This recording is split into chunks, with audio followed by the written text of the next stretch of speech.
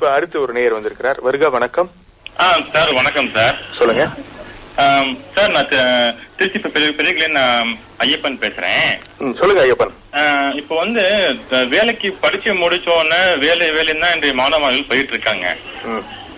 தொழில் தொடங்கணும் அப்படிங்கிற எண்ணம் வந்து நான் வரணும்னு சொல்ல வரேன். இல்ல, நீங்க சொல்ற ரொம்ப நல்ல விஷயம் தான் பிரதர்.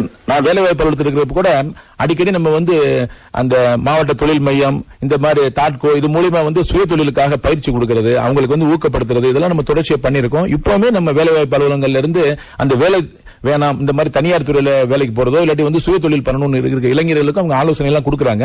அந்த மாதிரி நிறைய வந்து அரசாங்கத்திலயும் திட்டங்கள் நிறைய இருக்கு. சோ அந்த விதத்துல பயிற்சிகளும் கொடுக்குறாங்க. வந்துட்டு அதெல்லாம் அப்பப்ப நாங்க சொல்லிட்டு தான் இருக்கோம். வந்துட்டு பொதுவா எப்பவுமே அது இரண்டு கண்கள் மாதிரி. ஆமா, நிச்சயம். அரசு வேலைன்றது ஒரு பக்கம், அதே சமயத்துல சுய வேலை வாய்ப்பு. சுய வேலை வாய்ப்பு பொறுத்தவரை பாத்தீங்கன்னா ஒவ்வொரு மாவட்டத்திலும் ஒவ்வொரு மாதிரி. இப்ப சிவகாசி, விருதுநகர் இதெல்லாம் பாத்தீங்கன்னாக்கா சரி, ஈரோடு இந்த மாதிரி இடங்கள்லாம் பாத்தீங்கன்னாக்கா அவங்களுக்கு வந்து இப்ப குஜராத்ல வந்து பாத்தீங்கன்னாக்கா தனியார் வேலை தானா சுய தொழில் பண்றதா ஒரு அடையாளமா நினைப்பாங்க, சமூக கௌரவமா நினைப்பாங்க. ஆனா சில இடங்கள்ல வந்து பாத்தீங்கன்னா இப்ப கவர்மெண்ட் ஆபீசர்ஸ் திருச்சியில நிறைய இருக்குன்னு வச்சுங்களேன். இப்ப இங்க வந்து அந்த தேடல் என்பது இதெல்லாம் வந்து சமூக தாக்கம் தான். சில மாவட்டங்கள்ல வந்து பாத்தீங்கன்னா நிறைய பேர் தொழில் பண்ணணும். இப்ப கோயம்புத்தூர்னு எடுத்துக்கிட்டேனாலும் சரி, நிறைய பேர் வந்து நம்ம ஏதாவது ஒரு தொழில் பண்ணணும், ஒரு சின்ன ஆர்டர் எடுத்து பண்ணணும். ஏதோ ஒரு மாவட்டத்துல பாத்தீங்கன்னா நிறைய போய் ராணுவத்துல சேருவாங்க.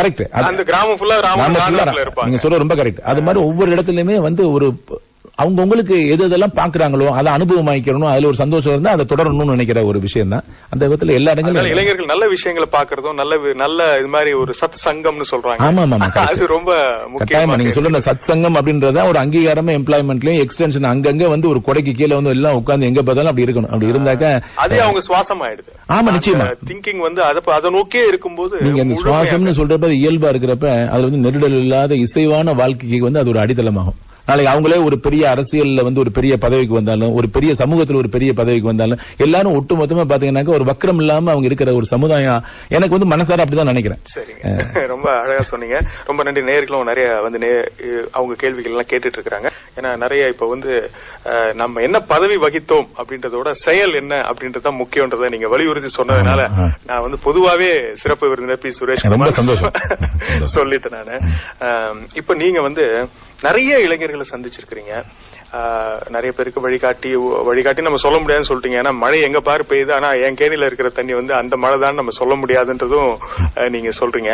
நீங்க சந்தித்த இளைஞர்கள்ல வித்தியாசமானவர்கள், உங்களை அதிகம் பாதித்தவர்கள் யாராவது நினைவுல இருந்தா அவங்கள பத்தி சொல்லுங்களேன். நீங்க சொல்ற மாதிரி இப்ப வேலைவாய்ப்பு அலுவலகம் என்பது இளைஞர்களை தேடி போகணும்னு நினைக்கிறப்ப சில இளைஞர்களுடைய சூழல்கள் வந்து பாத்தீங்கன்னாக்கா அவங்களால வந்து அடிக்கடி அலுவலகங்களுக்கு வந்து படிச்சு பயிற்சி பெறதுக்கெல்லாம் வாய்ப்பு இல்லாம இருக்கும். இப்ப என்னுடைய அனுபவத்தில் வந்து ஃப்ரெட்ரிக் அலோசியஸ் ஒருத்தர், அவரு வந்து ஒரே பையன் அவங்க அப்பா அம்மாவுக்கு.